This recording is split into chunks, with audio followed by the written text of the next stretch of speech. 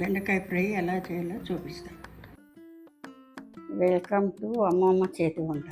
బెండకాయ ఫ్రైకి కావాల్సినవి చింతపండు, ధనియాల పొడి, ఉప్పు, కారము, పసుపు పొడి. చింతపండు నానబెట్టి ఈ గుజ్జులో ఇవన్నీ కలుపుకొని పెట్టేసేయాలి. ఇట్లా గుజ్జు తీసుకొని కలుపుకొని నింపేసేయాలి.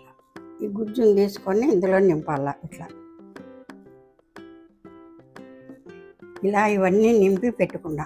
ఇప్పుడు 5 స్పూన్లు నూనె వేసుకోవాలి. ఇవన్నీ నింపి పెట్టుకున్నవన్నీ బెండకాయలు నూనెలో వేసుకోవాలి. కాయల్ని కొంచెం తిప్పుకోవాలా, చిన్న మంట పెట్టుకోవాలా. స్లోగా మిగిలిన పేస్ట్ని ఫ్రైలోకి వేసుకోవాలి.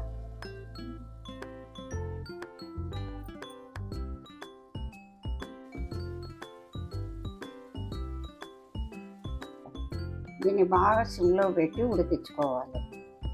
మధ్య మధ్యలో తిప్పుతూ ఉండాలా, మాడుకోకుండా చూసుకోవాలి. ఇది చాలా ఈజీ. పప్పులేక కానీ అన్నంలేక కానీ తినచ్చు. 10 రోజులు కానీ ఫ్రిడ్జ్లో పెట్టుకోవచ్చు. గుజ్జులాగా అవుతుంది. సరిపోకపోతే నూనె ఇంకా 1 2 స్పూన్లు వేసుకోవచ్చు. తిన్నాక గిన్నెలో తీసుకోవాలి.